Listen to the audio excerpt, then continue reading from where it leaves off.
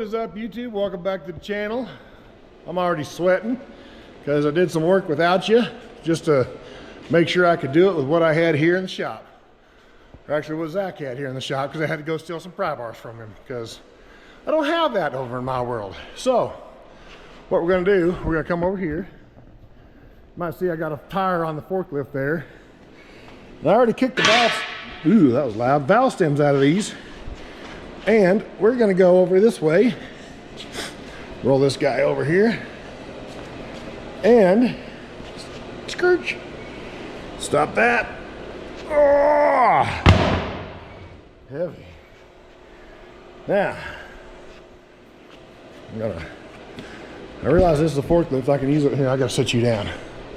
I'll set you down over here. Can you see us? Perfect. I realize this is a forklift, I can do whatever I need to do here with forks.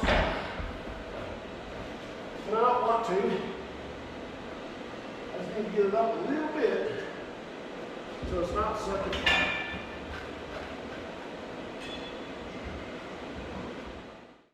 2 hours later. Alright, so I've gotten pretty good at it. I knew I would after a few tires. What I got. Step on it, get down in here, get you. I get it, pull it up into there,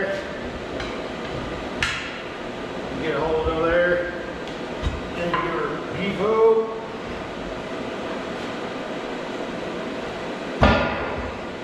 Give her the old heave ho.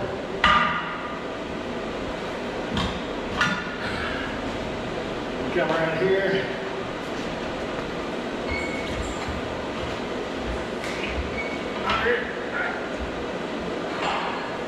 Like so, give it a pop, down there. Shoot, that guy took some paint with it. That's the hard part.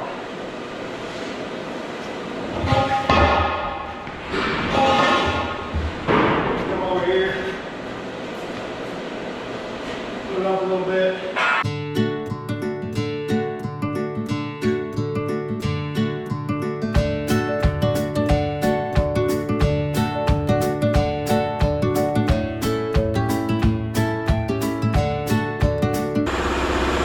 Simple. Not as good as a tire machine, but I am the tire machine.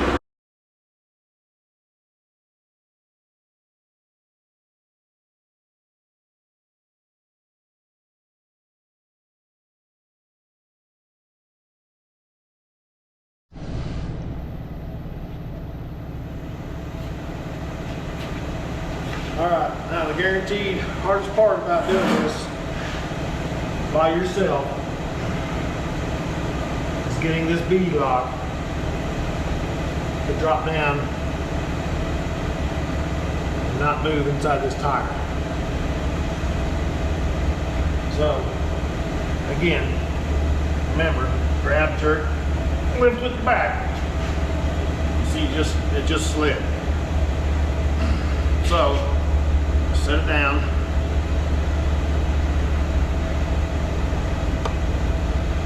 Nope.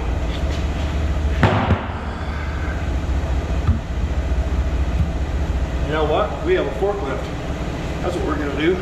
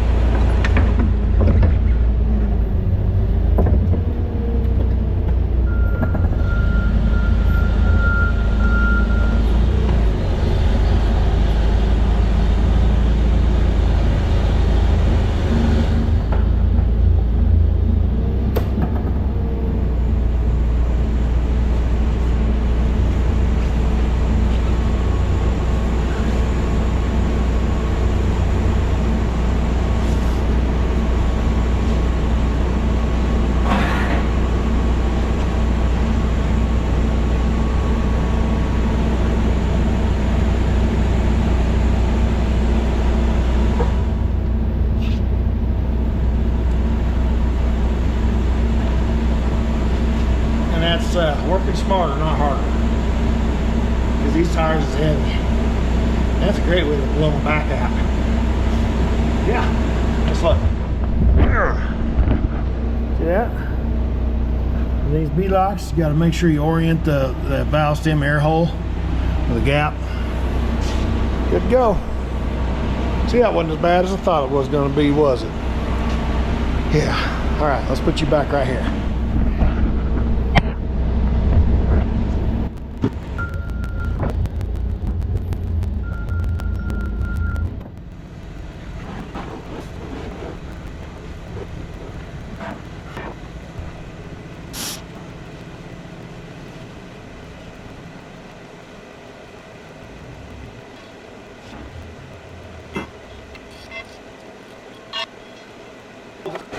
So when I bought all this stuff,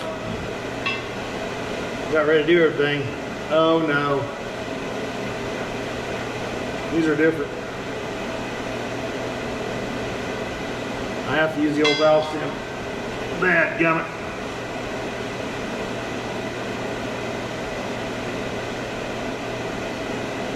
I was not ready for that.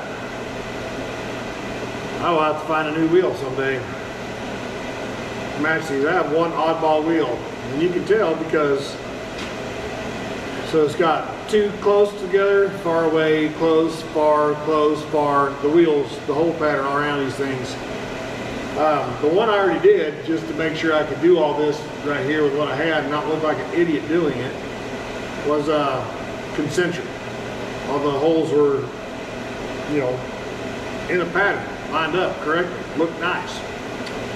These, however, are not, which means they have also different valve stems that I did not know about. These have a round hole. The other ones I just did have a rectangular hole. See, the other ones got this shape here. I don't know if you can see that.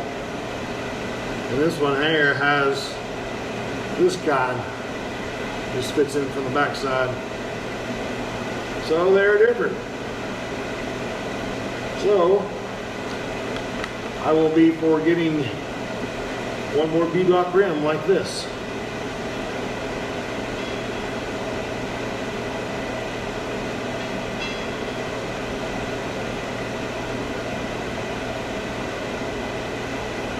Well, it happens.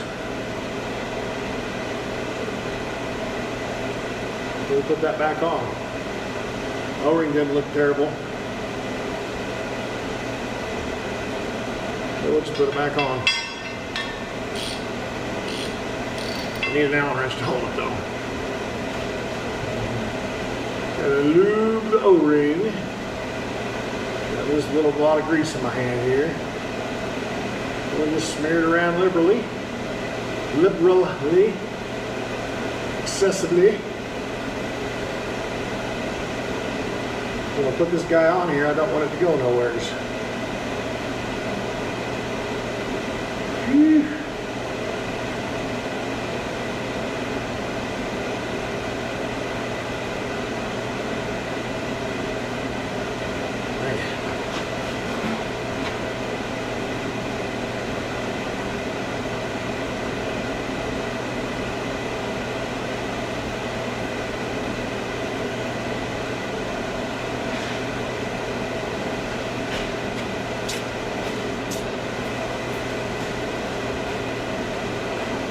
Alright, so what we got now is we gotta get our hands cleaned up.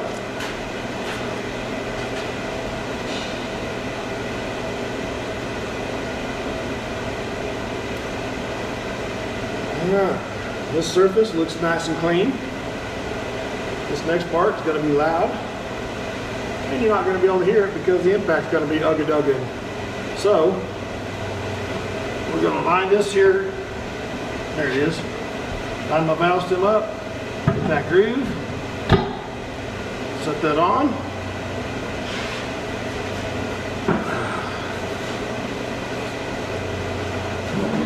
Make sure my O-ring's seated.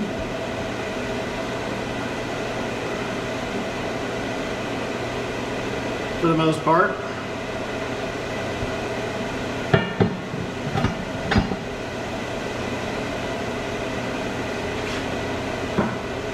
Let me get my impact.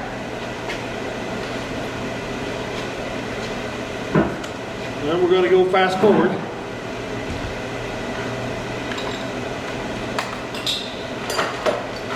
And this next part is going to be ridiculously loud for no good reason.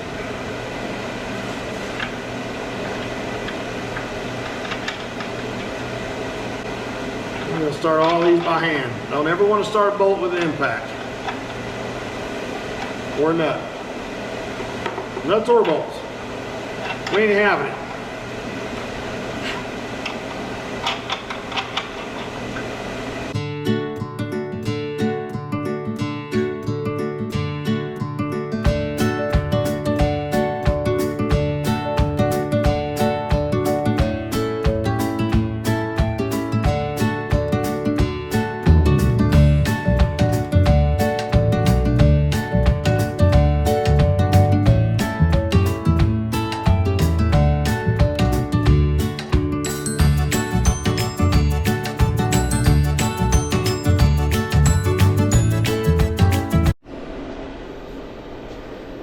Okay, so air compressor is done refilling. We're going to set you right here, point her down.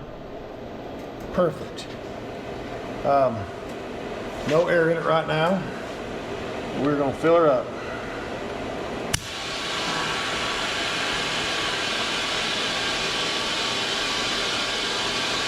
And we're going to put about 20 pounds in this. Honestly, after I fill them up, and then I'm going to put the gauge on it, put about 20 pounds, right where it's at.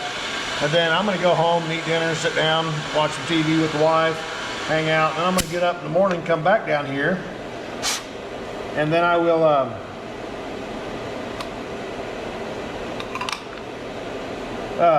check the pressures again.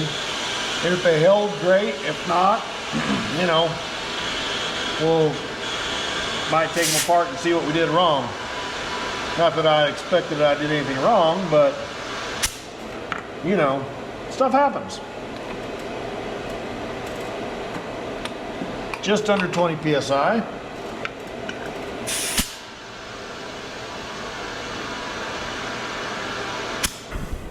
We are at about 20 psi. Let me get, see that?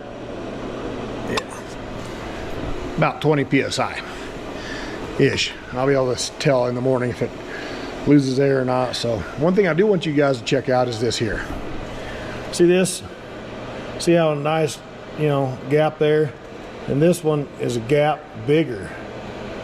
And then, you know, tight gap, bigger. I have two different style of bead locks. This is the only one like this. Those two and this guy over here that I've already done are not like that. They are different. So if you look at these, you squat down here, you know, decent gap, decent gap, decent gap, decent gap, decent gap. You get the picture. Plus different valve stem. I was not able to use those quick air down valve stems that I've got. I had to put a regular old plain valve stem in it, but that's fine. Not gonna hurt my feelings none. It is what it is. If I come across another bead lock one day, I'll probably buy it and swap it out, but not a big deal. So what we got now is, I'm not gonna bore you guys with putting these other two tires on, that one and that one. I might turn on the camera if something really crazy stupid happens, but I really doubt that. Boy, that's a lot of reallys. I doubt that's gonna happen. So, you know, bead lock, no bead lock. There's the old wheels. Them bad boys will be for sale. Don't want them anymore. Well, I correct that. Let me take that back. So you see those two tires up there? Those are the best two out of my old set of Swampers. I will probably go ahead and mount two of those on those, so I have a spare for the Yoder. That way if I get in a bind and tear a tire, you know, some bad happens out on the trail or something like that, I have a spare tire. So I will probably keep those just for that. But, you know, Then I have two other oddball rims floating around, but I'm not so sure one of these rims ain't bent, because this thing kind of violent going down the road. I mean, I realize they're 39-inch Super Swampers and they're not designed to be, you know, race radials or nothing like that, but they're it gets a little shaky going down the road, and I'm going to blame it on the tires. But anyway, this is the end of this video, so don't forget to like, share, subscribe. I appreciate you guys watching. Yeah, thanks for hanging out with me, and thanks for not getting too bored with, you know, my shenanigans and whatnot. Appreciate you guys. Thanks for watching.